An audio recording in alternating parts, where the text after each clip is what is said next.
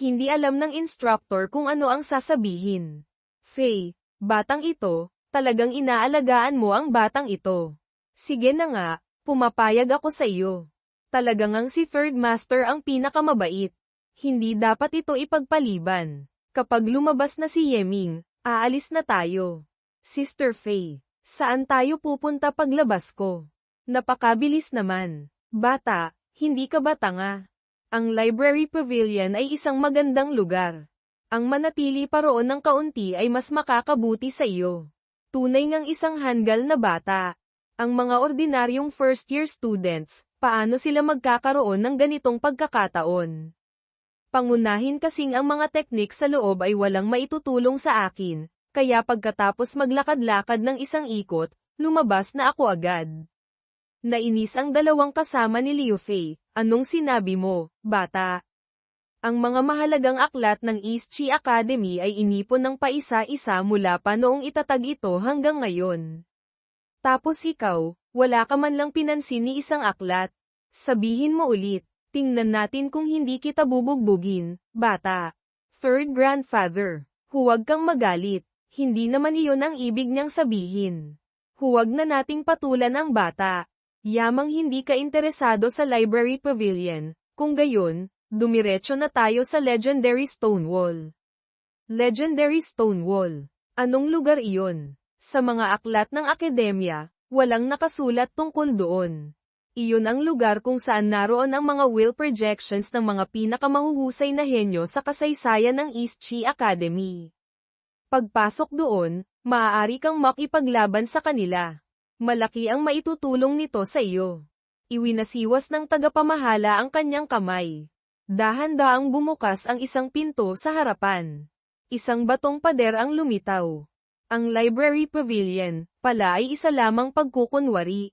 Para sa isang akademya, ang Library Pavilion ay tiyak na isang mahalagang lugar. Ang gamitin ito bilang pagkukunwari, kung gayon, ang Legendary Stonewall ay may napakataas na katayuan. Hindi tama.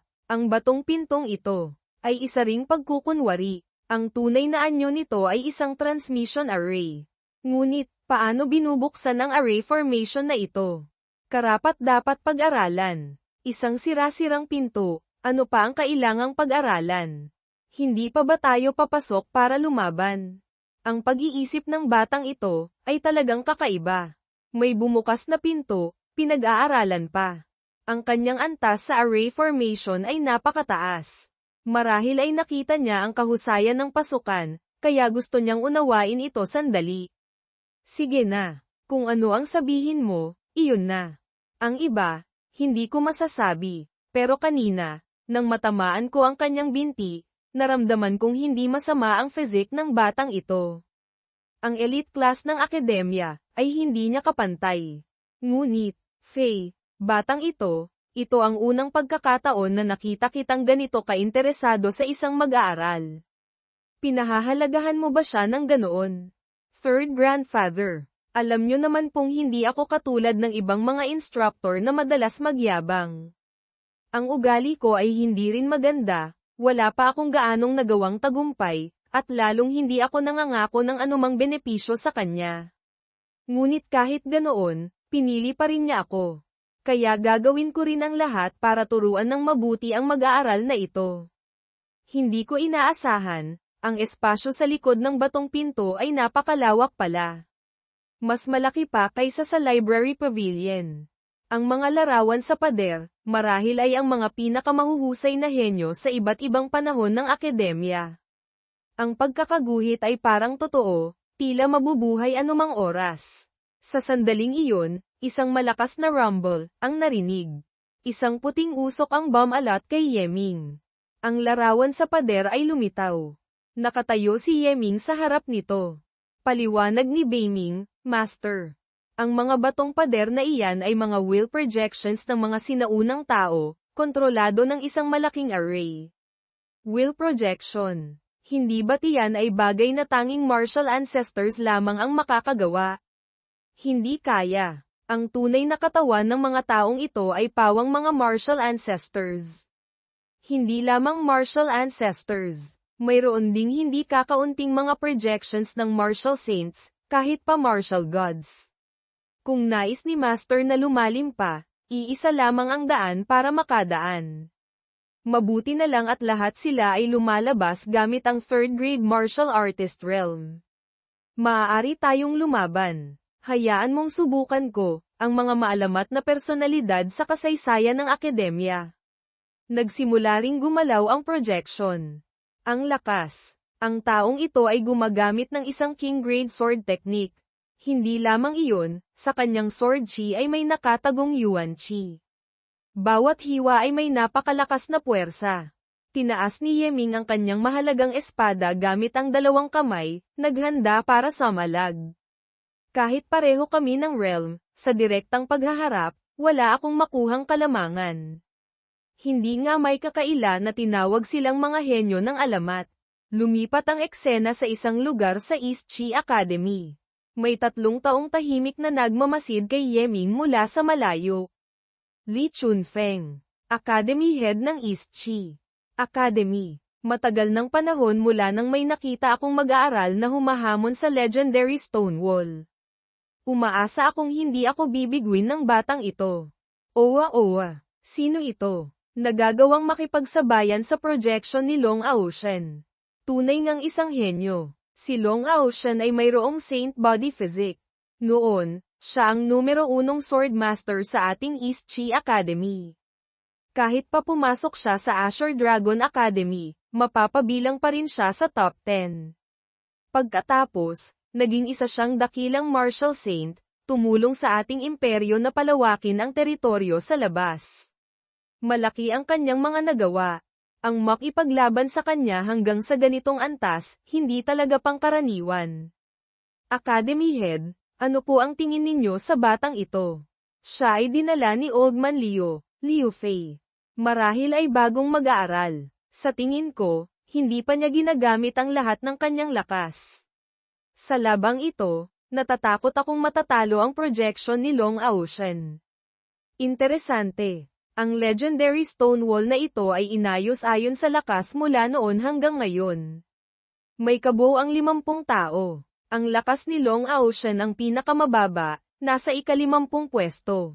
Ang projection ng Academy Head ay nasa ika-30 pwesto, hindi naman kalapitan sa unahan. Kung magagawang talunin ng batang ito ang projection ng Academy Head, magiging interesante iyon. Ganoon ba? Kung ganyan ang inaasahan ninyo, bakit hindi tayo pumusta? Kung magagawang talunin ng batang ito ang ika-30 pwesto, talo ako sa inyo ng tig-isang banga ng Heavenly Brew bawat isa. Kung hindi niya matatalo, bawat isa sa inyo ay talo sa akin ng tig-isang banga ng Heavenly Brew. Nagtawanan ang dalawa. Sige, bagamat mahirap makuha ang Heavenly Brew, hindi naman namin maaaring sirain ang kasiyahan ng Academy Head. Kung gayon, pumusta tayo. Sa loob, si Yeming at ang projection ni Long Aoshan ay nagpalitan na ng daan-daang atake gamit ang espada, hindi pa rin matukoy kung sino ang mananalo. Tumayo ng matatag si Yeming. Oras na para tapusin ang laban.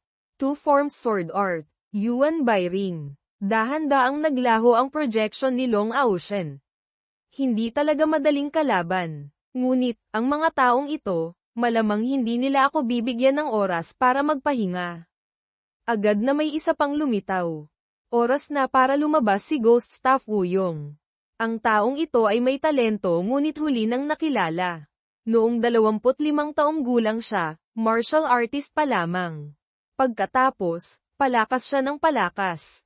Ang kanyang staff technique ay kahanga-hanga. Tinagurian siyang staff saint. Ang yin-yang staff technique ni Wuyong ay kayang gawing himala ang ordinaryo, halos katulad ng prinsipyo ng two-form sword art na ginagamit ng batang ito. Kung sapat ang pangunawa ng batang ito, marahil ay may matututunan siya. Ang taong ito, marahil ay hindi rin madaling kalaban. At saka, ang sunod-sunod na labang ganito ay medyo dehado para sa akin. Ang pinakamagandang opsyon ay tapusin ito ng mabilis. Yuan by Ring. Ginamit ni Wuyong ang kanyang tungkod para salagin ang espada ni Yeming, ang Yuan by Ring, nagawa niyang pigilan. Tumalon siya at gumanti ng atake kay Yeming. Ang bilis. Ngunit nakapaghanda pa rin ako. Nagulat si Yeming, tinamaan ng tungkod ni Wuyong ang kanyang mukha. Napaatras siya ng ilang hakbang. Ha ha ha. Interesante. Napaka-interesante. Sa parehong realm, nagawa mo akong paatrasin ng ganito. Simula nang makilala ko si Beiming, ito ang unang pagkakataon. Hindi nga may kakaila ang mga maalamat na mag-aaral ng East Chi Academy. Tunay ngang magagaling. Kung gayon, hindi na rin ako maaaring magtago pa. Ginamit ni Yeming ang Tai Yi Divine Calculation. Nakita ang mga galaw ni Wuyong. Nakita ko na. Ang taong ito, gustong atakihin ang ibabang bahagi ng aking katawan. Nakita ko na ang kanyang susunod na hakbang. Gagamitin ko ang instant step papunta sa kanyang likuran. Split. Sa pagkakataong ito, tiyak na matatalo ko na siya. Yuan Bai Ring. Sa sandaling iyon, biglang inihagis ni Wuyong ang kanyang tungkod papunta sa likuran. Nagulat si Yeming, hindi nakailag. Ano? Isang malakas na tama sa baba ang tinanggap ni Yeming, napasok ka ng dugo. Pagkatapos, bumalik ang tungkod sa kamay ni Wuyong. Si Yeming naman ay tumilapon at bumagsak sa lupa. Paano nangyari iyon? Hindi kaya, may mata siya sa likod. Mayroon din siyang deduction technique. Ang Tai Yi Divine Calculation, malinaw na nakita ko ang kanyang kahinaan. Bakit nag-antay pa rin ako? Sabi ni Beiming, Master. Huwag kang mataranta. Panatilihing kalmado ang isip. Ang Yuan Bai Ring, nasira na nga, pati ang Tai Yi Divine Calculation ay walang silbi. Sa parehong realm, bakit mas malakas pa siya sa akin ng ganito? Hindi kaya, siya rin ay may perfect foundation. At saka, ang lakas niya, mas malakas pa kaysa sa akin. Sabi ni Beiming, Master. Magising ka. Huwag kang malinlang ng kanyang panlabas na anyo. Nagulat si Yeming, may napagtanto. Panlabas na anyo, nakakalinlang. Kailangan kong tingnan ng malinaw. Talaga, bang mas malakas siya sa akin? Ang matamaan ng ganito, hindi ba't problema ko ito mismo? Problema ko mismo. Tama nga, kung iisipin, ang problema ay talagang nagmula sa akin. Kung ito ay isang martial arts competition, ang seluhin ang bawat atake, ang masugatan ang katawan, ay mga bagay na normal lamang. Ang isang atake o kalahating teknik na mapunta sa dehado ay maituturing ding normal. Ngunit ako, dahil nataman ako at nasugatan, nalito ang aking isipan.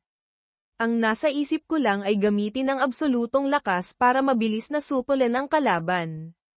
Hindi ko pinag-isipang mabuti kung anong paraan ang ginamit ng kalaban para sirain ang aking atake. Kaya ako nabigo ng ganito. Kaya pati si Beiming ay hindi na nanood pa. Sa huli, ang pagkakaroon ng ganitong sitwasyon ay dahil pa rin sa, hindi ko kayang seryosohin ang kalaban. Mula pa noon, lagi akong lumalaban sa mga kalaban na mas mataas ang antas. Biglang humarap sa isang henyo na kapantay ng antas, pagkatapos manalo sa isa, ang kamalayan sa aking puso na minamaliit ang kalaban ang nagdulot ng ganito kalaking pagkatalo. Kung iisipin, hindi ko pa talaga nagamit ang mga paraan para harapin ang mga staff users. Maraming Giant Force Slash at Illusion Steps ang maaari kong gamitin. Dahil lang sa isang maliit na pagkatalo, nalito na ang aking isipan. Nakakahiya. Sabi ni Beiming, si Master ay may perfect foundation, napakaraming natutunan. Hindi kailangang matakot sa anumang henyo. Ngunit hindi rin maaaring maliitin ang kalaban. Master, kailangan mong tandaan, ang pagiging malakas ay hindi nangangahulugang invincible. Sa kasaysayan, napakaraming henyo ang namatay ng maaga dahil sa kayabangan. Kung ito ay tunay na laban, kung ang ginamit ng kalaban ay espada, sa mga atakeng iyon kanina, patay na si Master. Tama ka, ngunit, ang pagkakatama kanina ay hindi naman nasayang. Naramdaman ko na ang kanyang staff technique ay naglalaman ng kahulugan ng pagbabago ng yin-yang, katulad ng aking two-form sword art. Gamit ang pagbabago ng yin-yang, nagawa niyang punan ang kanyang kahinaan at gumanti. Ang puntong ito, kung kaya itong gawin ng kanyang staff technique, kaya rin itong gawin ng aking two-form sword art. 1 Yuan Jin rates two forms. Two forms are yin-yang. Ang itaas ay yang, ang ibaba ay yin. Ang langit ay yang, ang lupa ay yin. Ang galaw ay yang, ang tahimik ay yin. Ang yin at yang ay nagbabanggaan, lumilikha ng lahat ng bagay. Sa oras, sa lahat ng bagay, tiyak na mayroong daw ng yin at yang. Sumugod si Wuyong. Two-form sword art, rear guard stance, shadow ring. Interesante. Nagawa pang mag-breakthrough sa gitna ng laban. Kung lalaban pa siya ng ilang beses, ang kanyang sword technique ay marahil magiging great achievement. Ang two-form sword art great achievement, napakalakas niyan. Kung magbe-breakthrough pa siya ng isang hakbang, baka nga talagang makarating siya sa ika-30 pwesto. Mukhang ang dalawang banga ng alak na ito ng Academy Head ay matatalo na nga. Pagkatapos ni Ghost Staff, si Yeming ay palakas ng palakas habang lumalaban. Sa ilalim ng walang tigil na pagsasanay sa tunay na laban, ang kanyang two-form sword art ay sa wakas umabot na sa great achievement. Nang labanan niya ang ika-6 na tao, ginamit niya ang 200 na palitan para manalo. Hindi na mamalayan, 3 oras na ang lumipas. Bagamat hindi pa ako nasisiyahan, kung lalaban pa ako, maantala ang grand competition bukas. Sa ngayon, mas mabuting bumalik muna. Anong ginagawa ng batang ito? Bakit hindi na siya lumalaban pa? 6 pa lang ang natatalo niya. Mabuti na ring hindi lumaban. Hintayin siyang magpahinga sandali, pagkatapos ay lumaban ulit. Hindi ba't mas maganda kung makukumpleto niya ito? Makukumpleto. Haha. Kung gayon, siya na ang pinakamalakas na martial artist sa kasaysayan ng East Chi Academy. Bagamat ang ganitong bagay ay halos imposible, ngunit talagang inaabangan ko ito. Sa sandaling ito, lumabas si Yeming at nakita si Liu Fei, nagawa mong tumagal ng 3 oras sa ilalim ng mga kamay ni Long Aoshan. Hindi halata, ang batang ito ay napakagaling pala. Anong pakiramdam? Anong epekto? Iyon ay isang napakahalagang karanasan sa tunay na laban. Ang epekto ay napakaganda. Mabuti na lamang at sa tulong ng mga projections ng ilang mga seniors, ang aking sword technique ay umabot na sa great achievement. Ilang mga seniors. Teka, hindi kaya, natalo mo ang mga legendary geniuses sa loob. Tama po, natalo ko ang 6. Dahil ayokong maantala ang grand competition bukas, kaya umalis muna ako. Napakagaling. Noon, umaasa lang akong matatalo ka at makakapulot ng karanasan. Hindi ko inaasahan, ang iyong lakas ay umabot na pala sa antas na kaya mong talunin ang kalaban. Sa grand competition na ito, mas may tiwala na ako. Kaya pala pinapunta mo ako doon para mabugbog. Hindi ko inaasahan, ang batang ikaw ay ganito pala kalakas. Pagkatapos ng kompetisyon, bumalik ka ulit doon. Subukan mo kung hanggang saan talaga ang iyong limitasyon. Kinabukasan, sa Martial Artist Square ng East Chi Academy. Sa East Chi Academy, bawat taon ay magdaraos ng isang Academy Grand Competition. Ayon sa lakas at potensyal, ang mga mag-aaral na nagpatala ay hahatiin sa mga klase. Sa kompetisyong ito, ang ating klase ay may kabuoang 18 na kalahok. Ang mga competition cards ay naibigay ko na sa inyo. Nasa itaas niya ng inyong laban order, na magpapasya sa inyong mga kalaban. Lahat kayo, kailangang magsikap. Tandaan, huwag maliitin ang kalaban. Magkamit ng magandang pwesto. Ang mga salitang ito, sa panlabas ay para sa amin, pero sa totoo lang, para kay Yeming talaga iyan. Tama, sa antas natin, mangangahas pa ba tayong maliitin ang iba? Tama, tama, tama. Ang hindi maging punching bag na bubugbugin ay maganda na. Anong pinagsasabi ninyo? Si Instructor Liu Fei ay kilala sa pagiging patas at makatarungan. Talagang isang huwaran sa mundo ng mga instructor. Napakarami naming natutunan. Napakaraming benepisyo. Tama, tama. Ang grand competition na ito, hindi lamang para kay Yeming, para sa inyong lahat din ay napakahalaga. Huwag na nating pag-usapan ang huling Loidai match. Ang makalusot sa unang 3 yugto ng Grandmaster Selection ay hindi rin madaling bagay. Ayon sa karanasan ng mga nakaraang taon, sa unang yugto ay kalahati na ng mga tao ang matatanggal. Sa ikalawang yugto, kalahati ulit. Sa ikatlong yugto, 8 bahagi ng mga natitira ang matatanggal. Huwag ninyong tingnan na ang bilang ng mga kalahok ngayon ay mahigit 6,000. Sa huli, ang makakaakyat sa Loidai ay iilandaan lamang. Kung makakalaban ka sa Loidai at makapasok sa top 50, makakatanggap ka ng malaking gantimpala. Narinig kong para makapasok sa elite class, kailangang makapasok sa top 10. Napakahirap nitong gawin, ngunit hindi rin kayo dapat panghinaan ng loob. Maaari ninyong itakda ang inyong layunin na makapasok sa top 50. Kahit pa ang makalusot lamang sa Earthmaster Selection ay ayos na. Ang karanasang makukuha sa martial arts competition ay napakahalaga rin. Umaasa akong lahat kayo ay makakaabante. Unang yugto, magsimula. Inaanyayahan ang mga mag-aaral na bumuo ng grupo ng 500 tao. Isa-isang lumapit sa Greenwood, testing pillar, at simulan ang strength test. Nagsimula na. Magsikap kayo. Ang paraan ng pagsusuri ay napakasimple. Kailangan lamang gamitin ang buong lakas para sumuntok ng isang beses sa Greenwood. Ang array formation sa loob ng Greenwood ang magpapakita ng resulta. Sa kompetisyong ito, sino mang may lakas na mas mababa sa 50,000 Jin ay agad na matatanggal. Ang unang tao ay nagsimula ng sumuntok sa Greenwood, Lintek. Kaunting liwanag lang. 49,000 Jin. Tanggal. Ang isang martial artist na may ganitong lakas. Kung sa Crimson Sun Sect, tiyak na mapapabilang sa mga nangunguna sa inner sect rankings. Hindi nalalayo kay Jaurit iyan.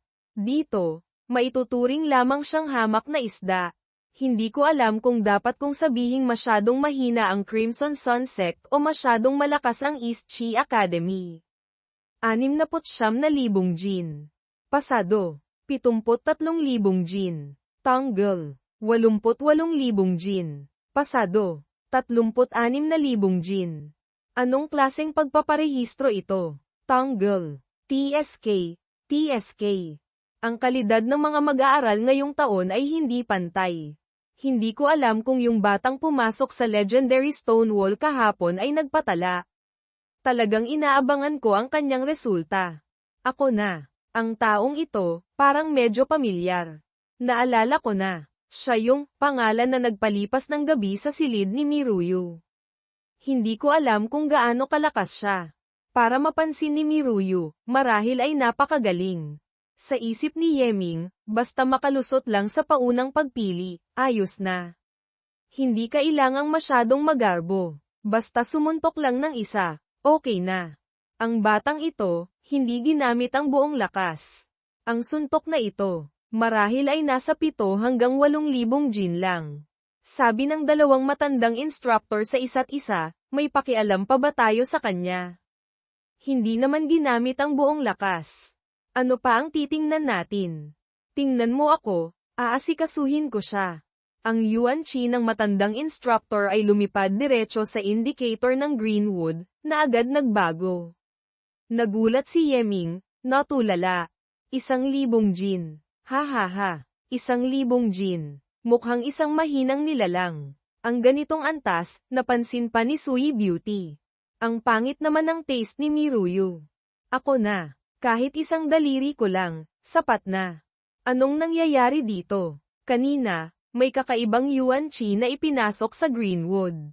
Sabi ni Beiming, marahil ay may nakapansin na hindi ginamit ni Master ang buong lakas kaya gumawa ng kalokohan. Ang makagawa nito ng palihim, ang kabilang panig ay hindi bababa sa martial ancestor. Marahil ay mataas na opisyal ng akademya. Ang suntok ko kanina, medyo tumabingi. Nais ko pong humiling na sumuntok ulit. Sige, kahit ano paman, ang 1,000 Jin ay talagang napakababa. Sumuntok ka pa ng isa. Ha ha ha, dahil sa pagkakamali kanina kaya 1,000 Jin lang. Kahit walang pagkakamali, hindi pa rin naman gaanong kalaki. Pinakamagaling na, makakuha ng 30,000 gin. TSK, TSK. Ang antas na. Ito, ay talagang mahina. Wala nang sasabihin pa. Pagbalik, liligawan ko agad si Miruyu. Yumapak si Yeming para kumuha ng puwersa. Kung gusto ninyong makita ang buong lakas ko, kung gayon, ipapakita ko sa inyo. Itinoon ang lakas ng buong katawan sa kanang braso, maaaring magpakawala ng atakeng doble ang lakas. Ang suntok ni Yeming ay nagpakawala ng malakas na puwersa na kumalat sa paligid. Lahat ng tao ay nagulat at napanganga. Ang indicator ng Greenwood ay umilo ng husto. Ang lakas ng isang suntok na ito ay 300,000 gin. Lahat ay natigilan. Teka, hindi ako nagkamali ng dinig. Ilan daw? 300,000 gin. Lintek. Sa mga first-year students, sino ang makakasuntok ng ganito? Ito ba'y lakas na kayang taglayin ng isang martial artist? Ang Greenwood ay may espesyal na force-bearing runes. Pero nagawa pa ring masira ng ganito. Nagpapatunay na ang kanyang lakas ay lumampas na sa limitasyon ng martial artist. Palitan ang Greenwood na ito. Academy Head. Natatandaan ko, ang lakas ng pagsabog ninyo noong nasa martial artist realm kayo ay hindi umabot sa ganitong antas, hindi ba? Ang batang ito, ay talagang isang halimaw. Tama ka. Ayon sa lakas na ipinapakita niya ngayon, ang mga ordinaryong instructor ay hindi na siya kayang turuan. At tayo naman, may mga posisyon tayo, hindi rin madaling kumuha ng disipulo. Marahil ay kailangang tawagin pabalik ang batang iyon. Hindi ba't nasa battlefield siya ngayon? Gusto ninyong tawagin siya pabalik mula sa battlefield para maging instructor ni Yeming. Talagang pinag-iisipan ninyo ito ng husto. Ngunit, kung sa bagay, siya lang din naman ang kayang pumihil kay Yeming. Hindi pa napapagpasyahan ang lahat. Magpatuloy tayong manood. Ang ikalawang yugto ay pagsusuri sa bilis. Kailangan ninyong makalusot sa obstacle tunnel. At kailangan ding iwasan na matamaan ng mga mekanismo sa loob. Ang mag-aaral na matamaan ng 3 beses ay matatanggal.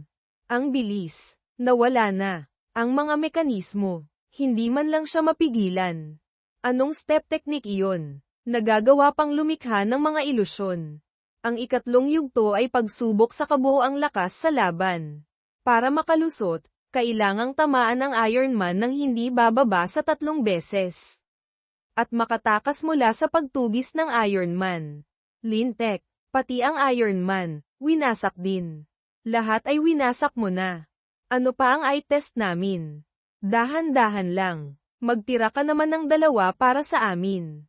Ha, ang batang ito, mukhang nainis na sa iyong mga hadlang. Nagsimula nang magwala. Interesante. Ang init ng ulo na ito, bagay sa aking personalidad. May itsura ko noong araw. Academy Head. Kayo noon, ay yung tipo na gumagawa ng gulo ng patago. Hindi kasing lantarang tulad niya. Pagkatapos ng 3 yugto ng pagsala, ang bilang ng mga mag-aaral mula sa 6,000 sa simula ay bumaba na lamang sa 248. Ang focus ng grand competition ay lumipat na sa Loiday. Naghihiyawan at nagche-cheer ang mga tao sa ibaba. Boss, sa wakas, nakita ka na rin namin. Zhang Heng. Anong nangyari? Grand selection, walang nangyaring hindi inaasahan, hindi ba? Maayos na nakalusot. Ikaw naman. Natatandaan kong sumali ka sa grand competition sa Martial Master Area, hindi ba? Bakit napunta ka rito sa akin? Hehe, kakaunti lang ang mga Martial Masters. Natapos ko ng labanan ang unang round. Habang nagpapahinga, pumunta ako rito para panoorin ka, boss.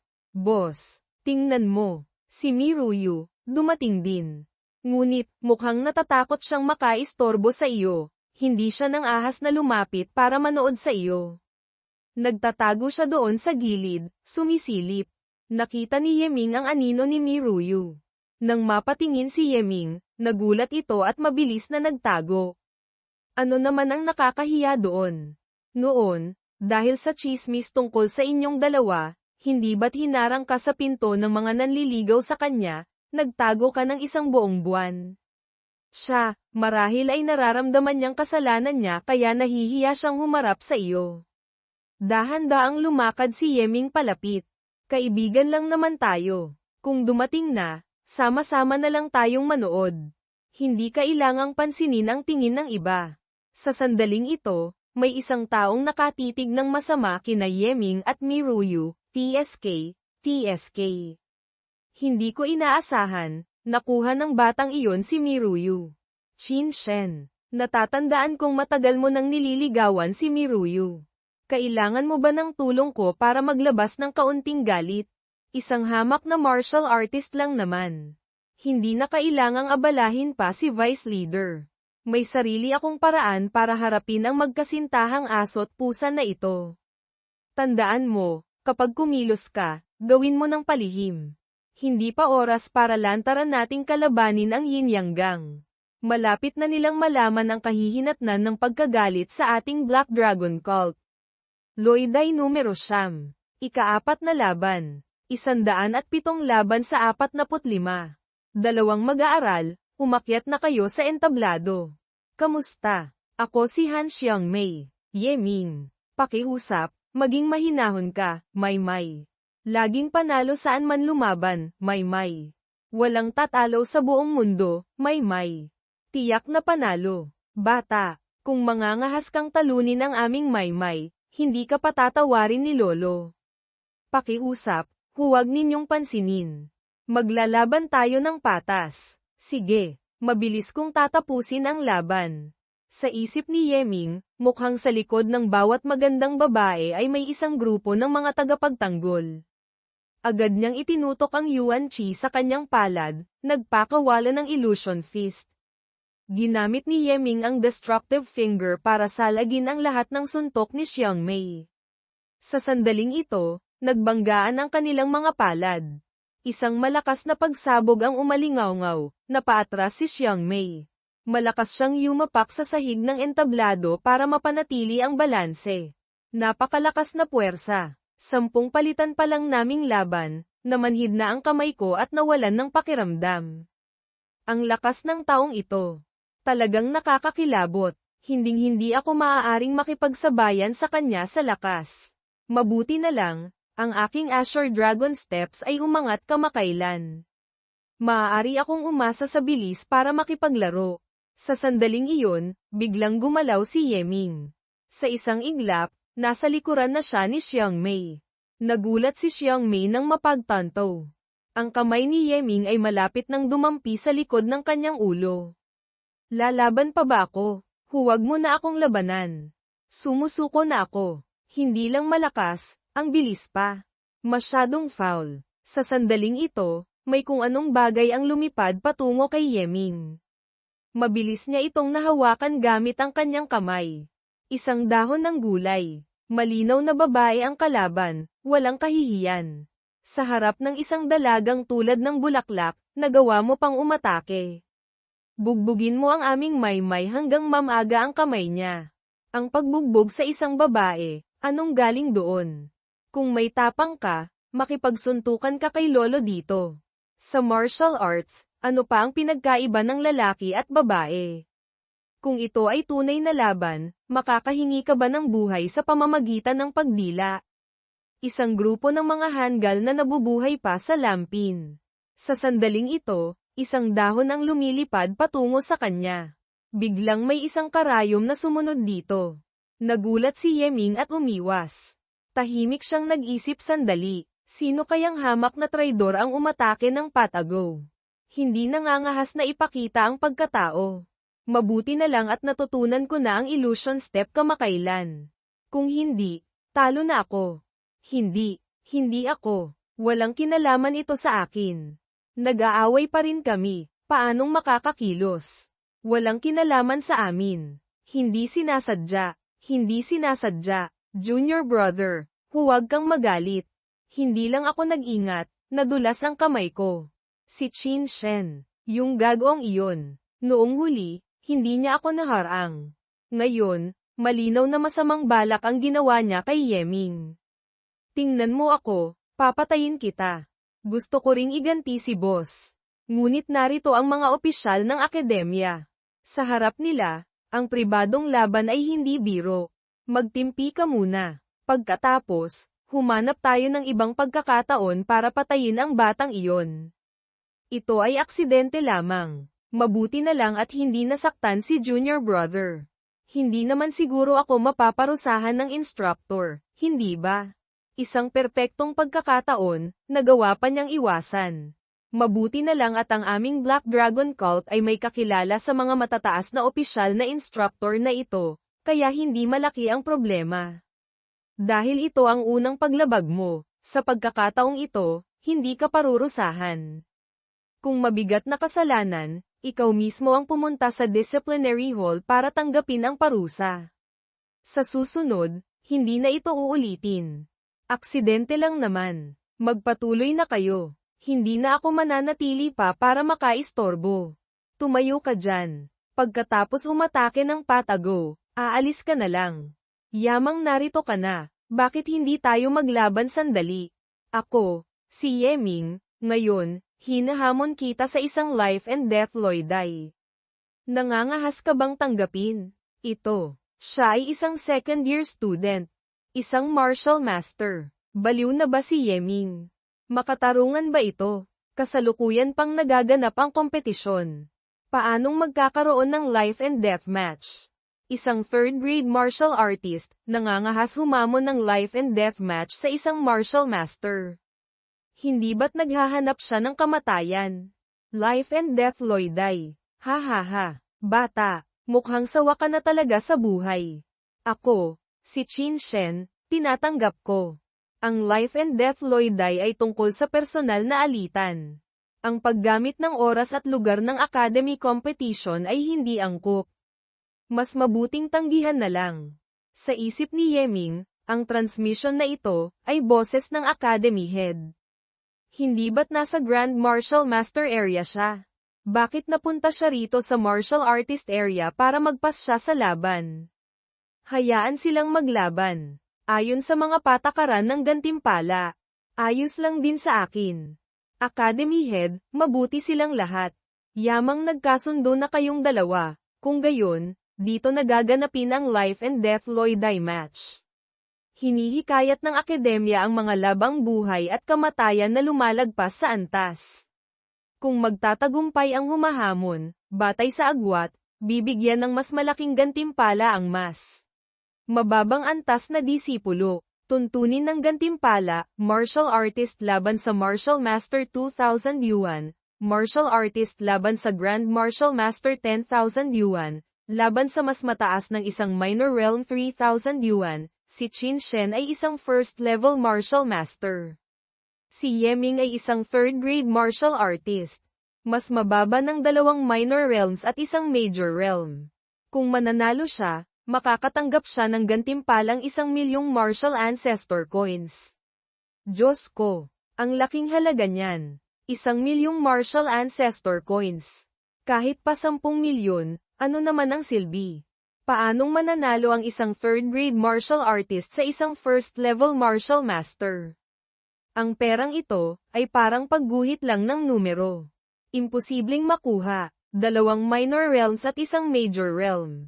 Napakahirap talunin. Ang mga henyo sa kasaysayan ng akademya na nakarating sa ganitong antas, sa loob ng legendary Stonewall, lahat sila ay kilala sa top 5.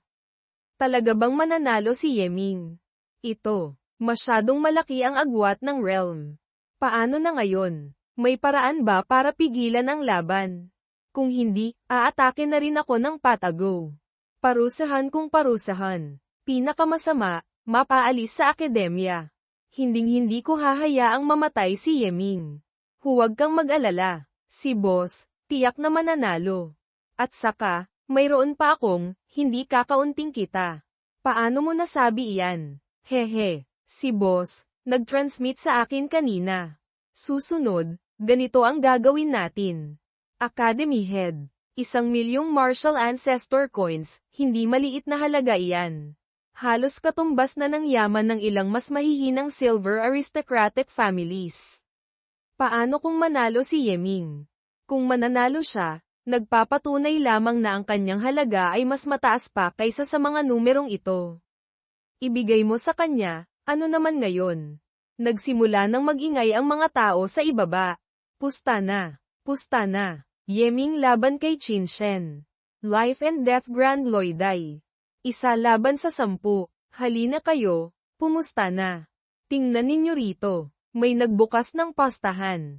Hindi ba't parang libreng pera na ito? Nang ahas pa talagang magbukas. Pusta na. Pusta na. Bilisan nyo, pumusta na. Isa laban sa 10. Martial artist na lumalagpas sa antas, hinahamon ang martial master. Isang labang 100 taon bago maulit. Kapag nahuli kayo, wala na kayong kikitain. Bilisan nyo. Sinong humipo sa puwit ko? Kapatid, naapakan mo ang paa ko. Libreng pera. Sino ba namang ayaw? Pupusta ako kay Qin Shen. 1,000 martial monarch coins. Pupusta ako kay Qin Shen. 1,000 martial ancestor coins. 300 martial ancestor coins. Ano pa bang pipiliin? 10,000 Fu talisman coins. Pusta kay Qin Shen na mananalo. Ang panalo ay isa lang sa 10. Mababa man, may kikitain pa rin. Pusta kay Qin Shen. Sa sandaling ito, may pumusta kay Yeming, pusta kay Yeming. 10,000 martial ancestor coins. Pusta kay Yeming. Marami ka bang pera na walang mapaggastusan? Kahit alam pa ng lahat na hindi simple ang relasyon ninyo ni Yeming, hindi mo naman kailangang pilitin ng ganito. Hindi kaya, tanga siya. Sa tingin ko, si Miruyu ay alam ng patay na si Yeming, hindi kayang harapin ang katotohanan, kaya nabaliw. May punto ka. Kapag namatay na si Yeming, aaliwin ko siya. Baka sakaling magkaroon ng pagkakataon na umangat sa buhay. Ikaw ang mamamatay. Kahit mamatay na kayong lahat, hindi siya mapapahamak. Gusto ko siyang pastahan. Kung hindi ko lang naubos lahat, ang Fu talismans na itinago ko para ibenta at gawing pera. Pupusta rin ako ng 10,000. Ngayon, itong mga ito na lang ang natira kong pera mula sa paggawa ng mga misyon nitong mga nakaraang taon. Interesante. Talagang napaka-interesante. Ganito kasaya. Bilang vice leader, hindi naman pwedeng hindi ako magpakita ng kaunti, hindi ba? 80,000 martial ancestor coins. Pusta kay Qin Shen. Lintek. 80,000 martial ancestor coins. Hindi nga may kakaila na siya ang vice leader. Napakagalante. Ang Black Dragon Gang ay mayaman. Ang pagbugbog sa kanya. Ang mga kamao ay kumikita ng hindi kakaunti. 80,000 martial ancestor coins, maliit na bagay lang naman. Pati ang leader at vice leader ng Yin Yang Gang, dumating din. Sa pagkakataong ito, talagang malaki ang laro. Pusta ako kay Yeming.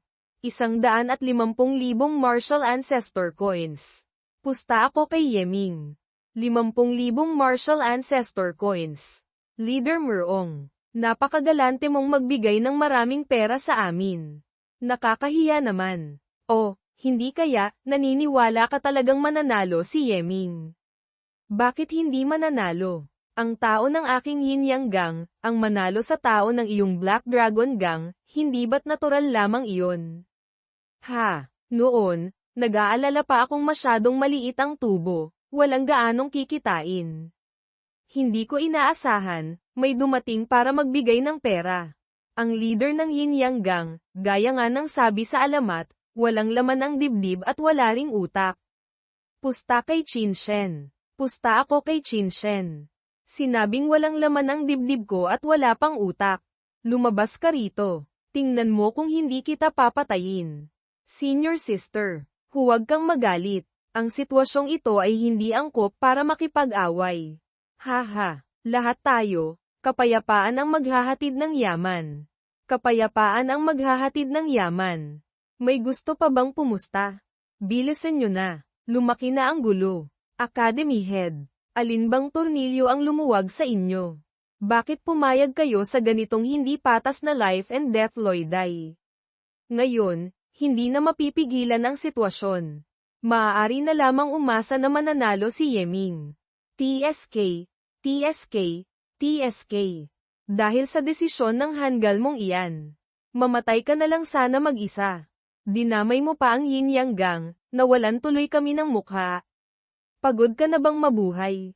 Instructor, natatandaan kong ang life and death loiday ay walang anumang alituntunin, hindi ba? Tama ka. Anumang martial tool o pil ay maaaring gamitin. Sa huli, ito ay isang labang buhay at kamatayan. Binalewala ni Qin Shen si Yeming, equipment talisman. Ginamit ni Yeming ang lahat ng martial tools na binili niya noon. Pati ang mahalagang takip ng espada ay inilabas na. Lintik, ang pinakamababang grado ay 3rd grade martial tool. Ang yaman ng batang ito. Buong araw, umaasa sa paghampas sa martial masters. Isang set lang ng gamit na ito, anong laban pa? Kaya pala ito ang puhunan mo para maging mayabang. Kung isang pinakamababang antas na martial master lang, talagang mahihirapang sirain ang iyong mga depensa. Ngunit sa kasamaang palad, ang kaharap mo ay isang first level martial master. Ang pinakamataas na realm sa martial master. 300,000 Jin Giant Force Slash. Isang malakas na pagsabog ang umalingaw-ngaw. Tumilapon si Yeming. Kumalansang ang mga martial tools sa kanyang katawan. Sa sandaling ito, nakatayo pa rin si Yeming sa loiday. Ang lakas ng taong ito. Sa mga martial masters, maituturing nang ang nasa mataas na antas. Sabi ni Beiming, ang grado ng martial tools ni Master, bagamat mataas, ang sariling realm ay masyadong mababa. Hindi magamit ang buong kapangyarihan. Ang mga protective martial tools ay hindi makakatagal ng matagal. Nasa inaasahan ko na iyan. At saka, hindi ko naman balak na makipagsabayan sa kanya. Isang katawan ng purong lakas. Magaling, ngunit walang silbi. Ang martial master at martial artist, sa pag-condense ng Yuan Qi, ay may pagkakaiba sa kalidad. Ang agwat ng Yuan Qi sa pagitan natin, ay parang pagkakaiba ng magaspang at pinong bakal. Kung hindi dahil sa mga protective martial tools mo, ngayon, hindi ka man patay, baldado ka na. Ang dami mong sinasabi. Martial Monarch Coins. Nakakatawa. Gusto mong gamitin ang Martial Monarch Coins para patayin ako. Mukhang hindi gumagana ng maayos ang utak mo. Ano? Walang tigil na naghagis si Yeming ng Martial Monarch Coins. Tingnan mo ako, huhuberin kita ng buo. Para malaman mo, kapag wala kang martial tools, wala kang kwenta. Ha, baliw na ba si Yeming? Nag-iisip siyang gamitin ang Martial Monarch Coins para talunin ang isang first-level martial master. Kung patag ang atake, baka sakali, may kaunting tsansa pa. Ang direktang pag-atake ng ganito, hindi ba tanga? Huwag nang sabihing martial master. Kahit isang martial artist na marunong ng kaunting ordinaryong step technique ay madaling makakailag. Ang protective martial tools ng batang ito, hindi na makakatagal pa ng ilang beses. Hindi maganda ang sitwasyon. Academy Head, kayo rin naman ay nalilito. Bakit pumayag kayo sa ganitong bagay? Ang pagpatay sa isang henyo, gaano kalaking kawalan iyon para sa akademya, hindi ba? Maaari akong kumilos kapag nasa pinakadelikadong sandali siya, iligtas ang kanyang buhay. Bagamat masisira nito ang mga alituntunin, ngunit ang kanyang talento ay karapat-dapat para gawin ko ito. Hindi na kailangan. Anumang henyo, na nais maging isang dakilang nilalang sa isang rehiyon, ang paghamon na lumalagpas sa antas ay kinakailangan. Hindi maaaring wala. Kung mamamatay siya rito, nagpapatunay lamang na hanggang doon lang siya. At saka, ang batang ito ay tuso. Sinasadyang magpakita na mas mahina kaysa sa kalaban. Si Qin Shen, nahulog na sa kanyang patibong. Habang umiiwas si Qin Shen sa mga atake ni Yeming, lumalapit din siya. HMPH. Talagang madulas. Sumigaw si Qin Shen, nagpakawala ng Black Dragon Annihilation Slash. Habang si Yeming naman ay gumamit ng instant step. Naghiyawan ang mga manunood. Delikado. Diyos ko. Patuloy na umatake si Qin Shen, nasaan na ang iyong kayabangan kanina? Bakit lagi ka nalang umiiwas? Kahit espada ko, hindi mo nangangahas na salagin. Sa ganitong antas lang, saan ka kumuha ng lakas ng loob para hamanin ako ng life and death Lloyday? Mamatay ka na para sa akin. Ang anino ni Yeming ay nahiwa sa dalawa. Ilusyon. Sa sandaling ito, lumitaw si Yeming bilang 5 anyo. Anong demonyo ito? Movement technique, step technique, illusion, martial technique, kailanman ay hindi ko pa narinig. 5 Yeming. Kaya pala natutunan ng batang ito ang Azure Dragon Steps ng ganoon kabilis. At binaliwala pa ang mga secret manuals sa Library Pavilion. Lumalabas na may dala siyang malalim na martial technique. Ang kahusayan ng step technique na ito, mas malalim pa ng isang antas kaysa sa Azure Dragon Steps. Tingnan ninyo, ang mga ilusyon ni Yeming, kasama ang tunay na katawan, gumagalaw na. Magsisimula na siyang gumanti. Hindi kaya, ito na ang kanyang huling alas. Ito, sa itsura nito, hindi ito pangkaraniwan. Baka sakali, talagang may kakayahan siyang lumaban sa isang first-level martial master. Ang mga anyo ni Yeming ay sabay-sabay na kinuyam ang martial monarch coins sa pagitan ng 2 daliri. Buong araw pa rin, martial monarch coins pa rin ang ginagamit. Madaling nakailag si Qin Shen, akala ko kung anong alas ang tinatago mo. Hindi ko inaasahan, ito lang pala.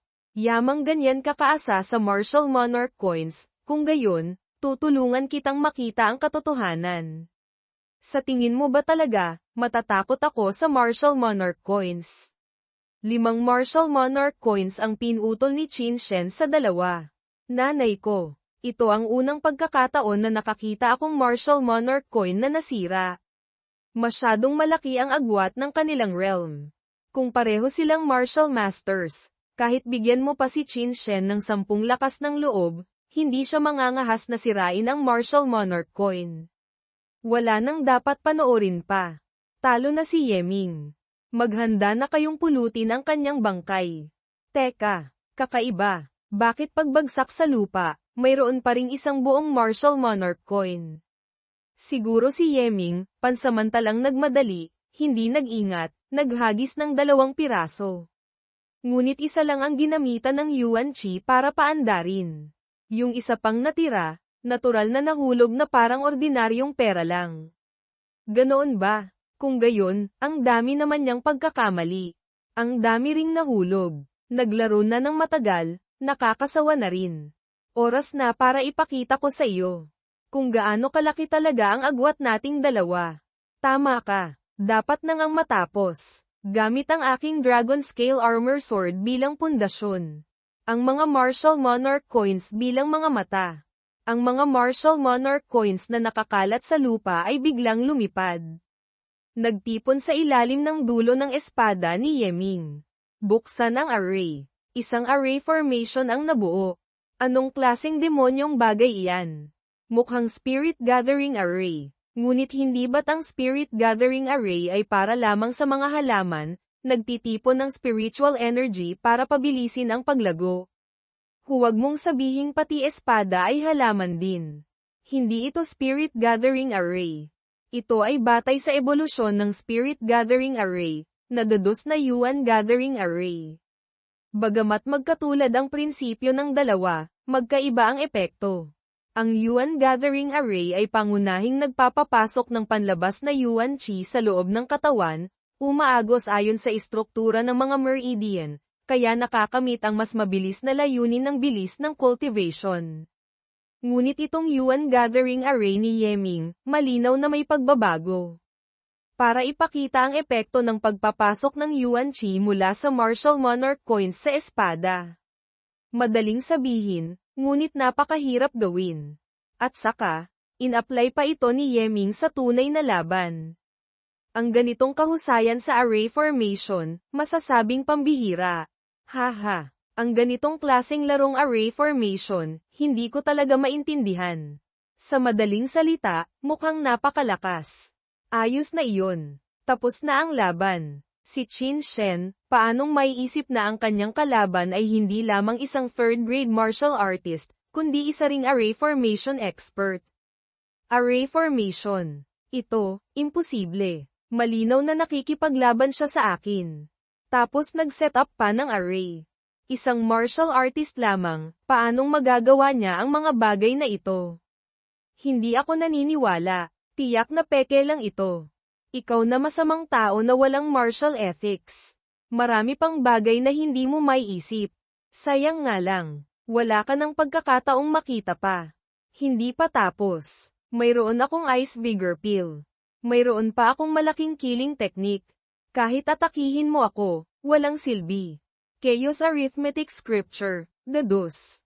Two Forms Sword Art, Spirit Gathering Array, lahat, integrate, Earth Vein Primal Strike. Ang atake ng espada ni Yeming ay palm unit sa hangin, lumilipad patungo sa kanya.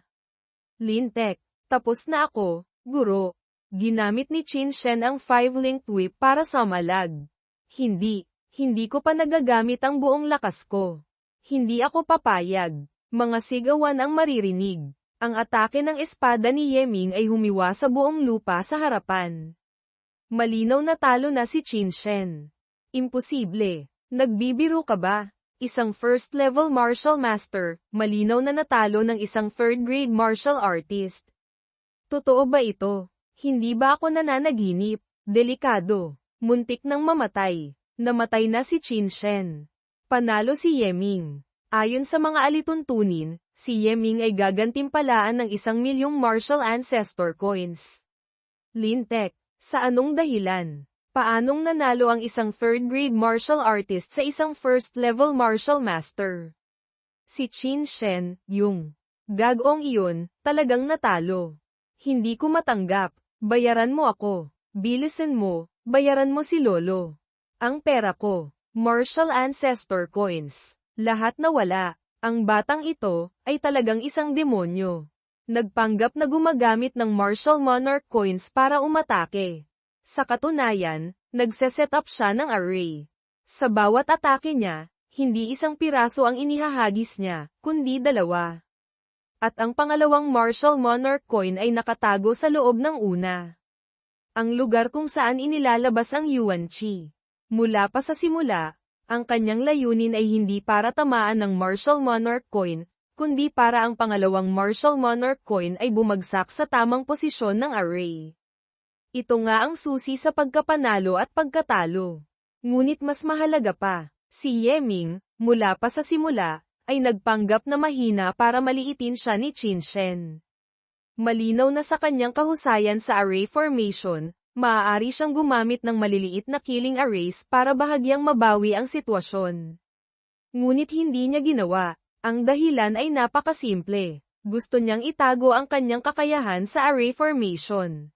Para sa mahalagang sandali, isang tiyak na pagpatay. Na si Qin Shen, ang kanyang alas ay hindi pa nagagamit, ay namatay na. Ang ganitong paghatol, kasama ang kakayahang kontrolin ang takbo ng laban, kung walang malawak na karanasan sa mga labang buhay at kamatayan, hindi ito magagawa. Tumayo na ang Academy Head. Sa hinaharap, kung wala nang mapapanood, sabihin ninyo kay Old Man Leon na papuntahin niya ulit si Yeming sa Legendary Stonewall. At saka, ibigay mo kay Yeming ang Martial Ancestor Coins. Opo. Sa wakas, nanalo rin. Ha ha ha, yumaman na. Alam ko nang ang hindi matatalo si boss. Noong nasira ang Martial Monarch Coins ni Yeming, halata namang takot ka na at hindi makapagsalita. Linisin mo sandali, Tara na. Dapat na tayong bumalik sa Martial Master area natin. Sige na, munting sister-in-law. Anong sabi mo? Munting sister-in-law. Pati munting sister-in-law. Hehe, narinig ko kay boss na may kapareha na raw siya. Kaya, ikaw ay maaari lamang tawaging munting. HMPH. Sinong gustong maging kapareha niya? Magkaibigan lang naman kami. TSK. Hindi ko inaasahan, natalo niya si Qin Shen. Isang napakagaling na bata, bagamat natalo ako ng 80,000 martial ancestor coins, ngunit mabuti na lang, mababawi ko ito mula sa Yin Yang Gang. Ang Life and Death Loidai. Pagkatapos nito, nagpatuloy ang academy competition. Ngunit dahil sa laban ni Yeming na iyon na masyadong matindi, Ang mga ordinaryong laban ay nagmistulang walang interes para sa mga mag-aaral. Bagamat turno na ni Yeming na lumaban, ang kanyang mga kalaban ay sunod-sunod na sumuko. Madaling nakuha ni Yeming ang unang pwesto.